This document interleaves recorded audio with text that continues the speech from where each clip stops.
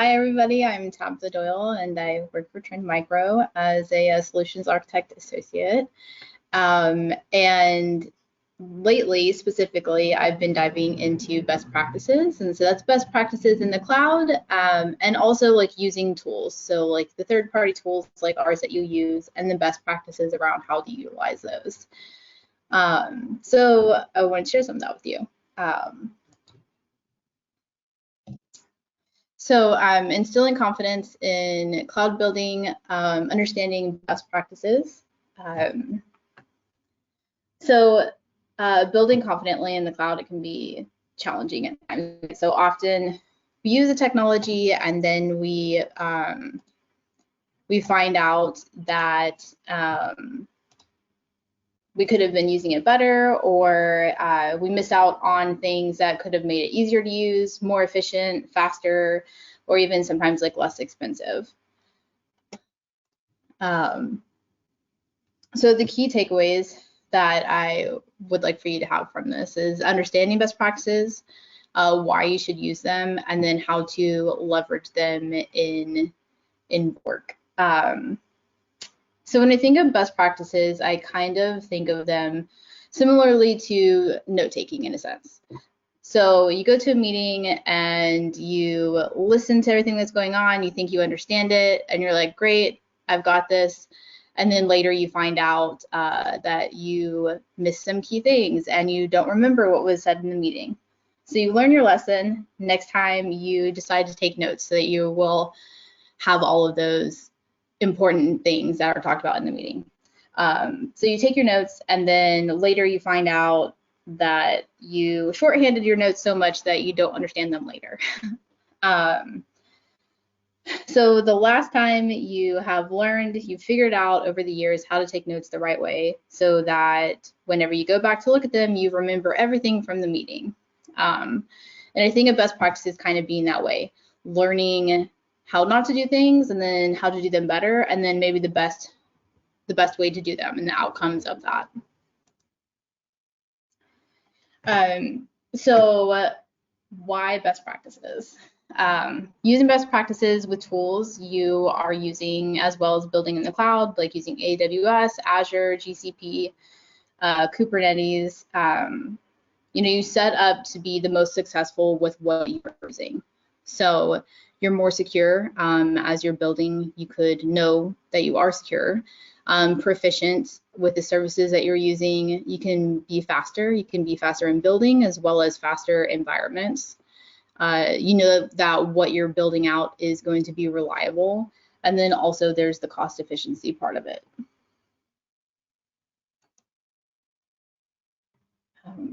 So kind of think of there being different flavors whenever it comes to best practices, right? So there's best practices while you're building in the cloud. So with AWS, Azure, and GCP, they all have a set of their best practices that they've created. And that's the industry experts getting together and deciding what's the best way to use the services that are out there.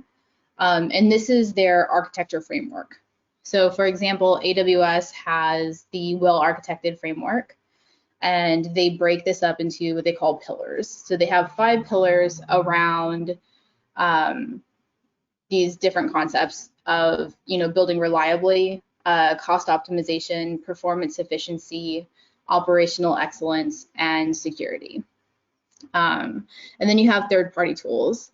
And this is your third-party tools that you might use for antivirus software or intrusion prevention, and how to set those tools up to get the best use out of those and be the most efficient use.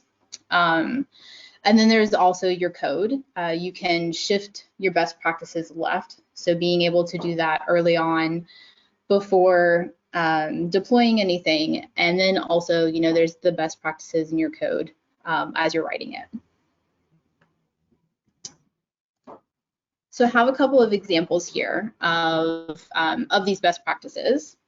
So every product or service being used has a bad, okay, good, and best way to be used. There's always more than one answer and many different use cases. There may not be a specific right answer, but there is a worst and there is a best.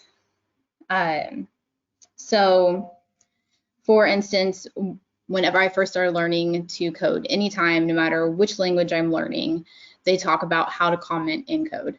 So, not using commenting is kind of looked at as, bad. You can, do comments and then find out later that you don't really understand what you wrote, and probably nobody else can understand that, but at least you are putting comments in there. And then, the best is like folding your comments or writing comments so that you or anybody else can understand what the comments are for this code and what the code is meant to accomplish.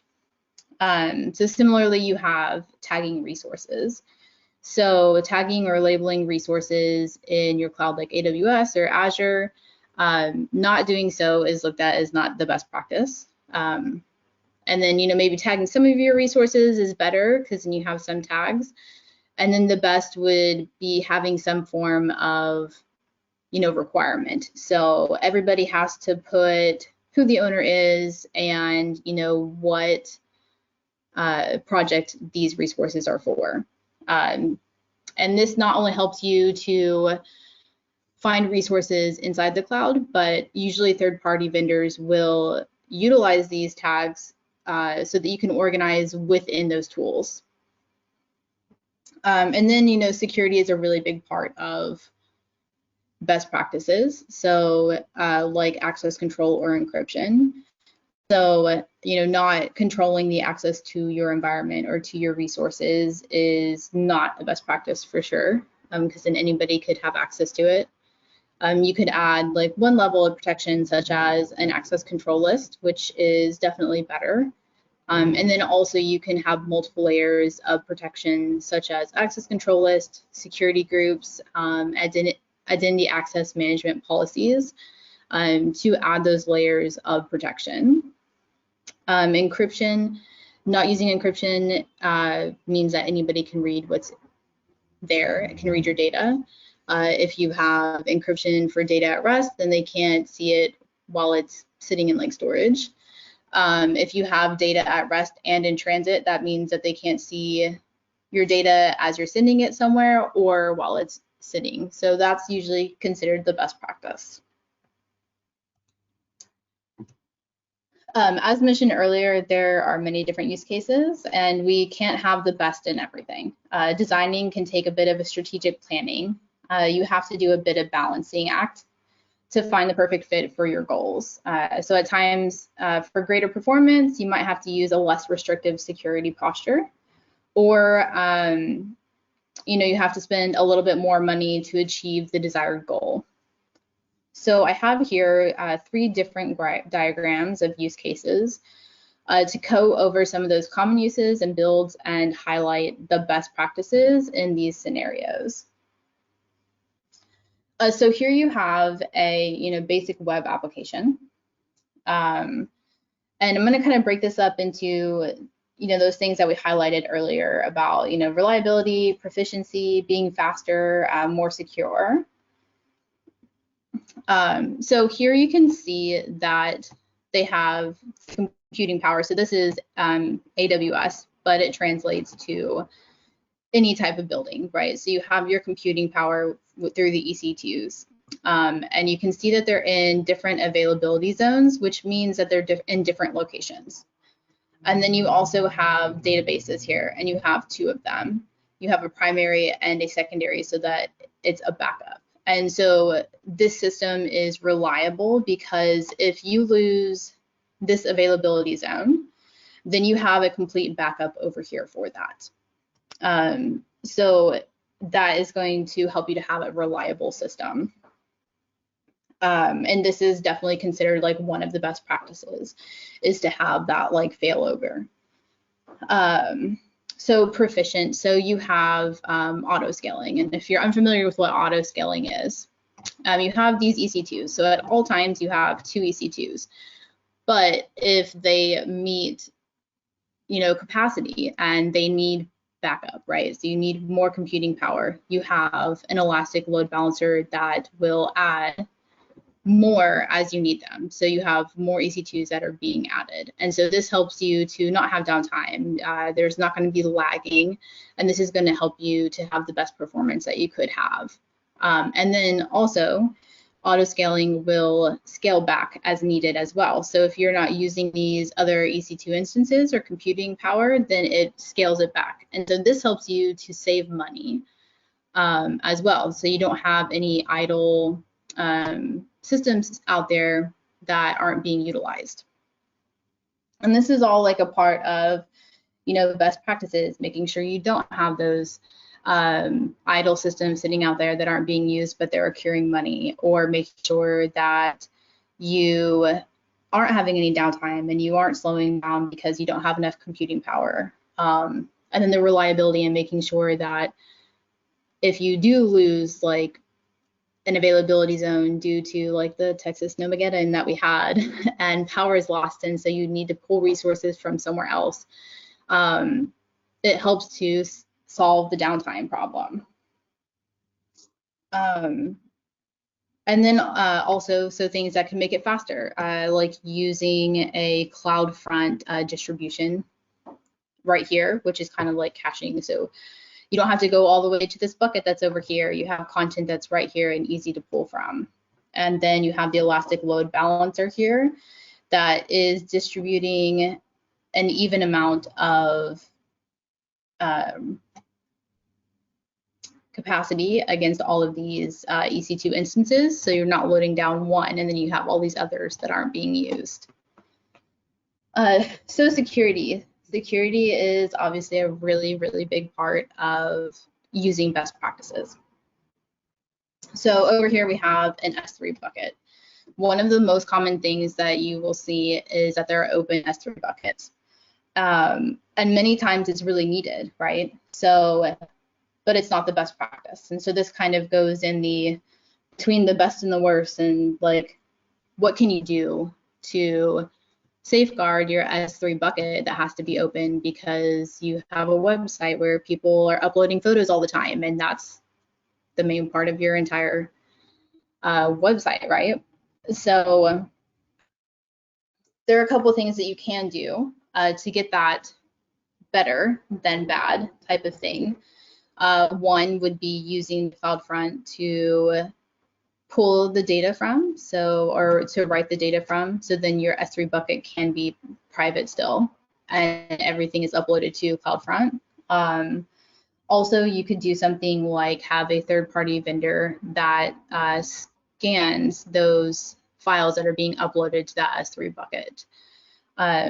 So this helps you to find different variations of not being able to maybe meet that best requirement, but finding something that's there, that's in between.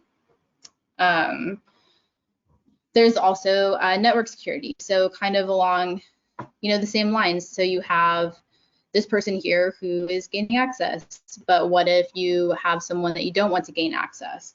So are you using those access control list to make sure that only the people you want in there are gaining access, or closing off certain ports so that they're not getting access to everything and maybe only in through the internet?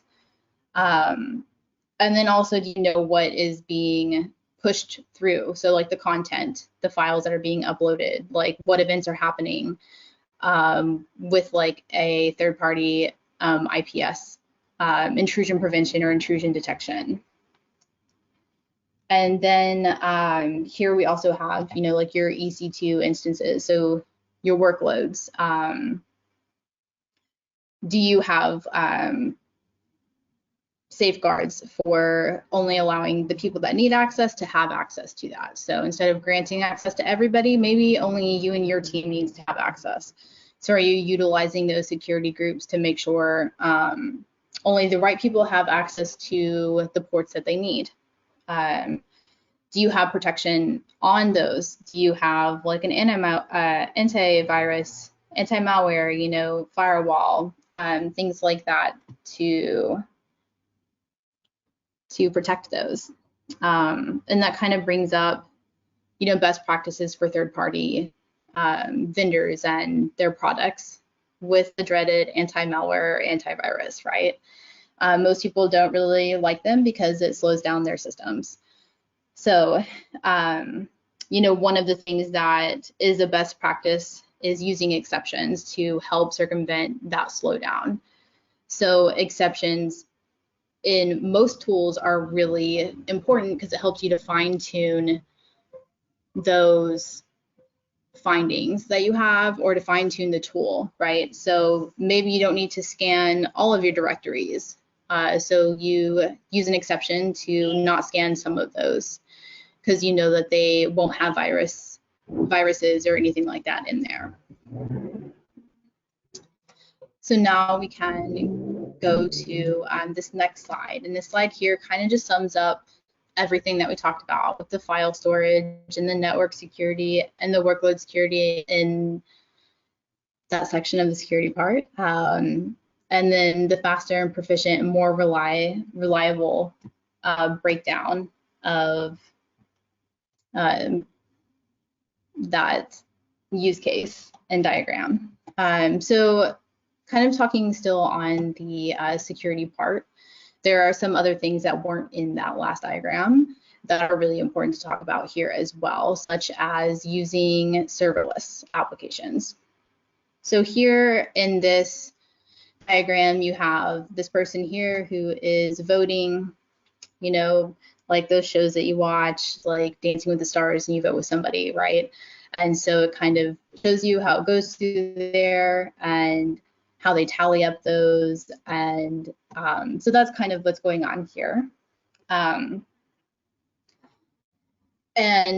with application security, that's on your like Lambda functions. So there is actually an OWASP top 10 of these problems that they have with the Lambda functions, such as, injections, broken authentications, using components and known vulnerabilities and insufficient logging and monitoring, and what's being done to protect that. Like, what best practices are you using around protecting yourself against any of these vulnerabilities when it comes to your Lambda functions or your serverless? Do you have a protection for those SQL injections, remote command execution, and all of those? There are some third-party things out there that help to protect against those. And then also some other best practices that you can follow with not using IAM policies. That's the same for all of them, and restricting those accesses to these. So this use case kind of brings up containers, which was also not in the other one, but is something that's being used more and more all the time. And Tabitha? Yes. We've got a few minutes left, so I just want to make sure you're aware of some of the timing here. Okay. All right. No problems. Okay, so just the protection here on containers, do you know what's in your code basically? So do you have any vulnerabilities or that? So shifting left, finding all of these things beforehand in your source code, your infrastructure as code. Do you have misconfigurations? Do you have vulnerabilities? And can you stop these things before deploying them? And the sum up, sorry for pushing through all this, right? The sum up of this is you can automate all of these. Trend Micro does have the cloud one that covers all the things that we brought up, including showing you in your cloud your misconfigurations and how to remediate them and the best practices around those. And I do have a link here. If you scan this, that takes you to best practices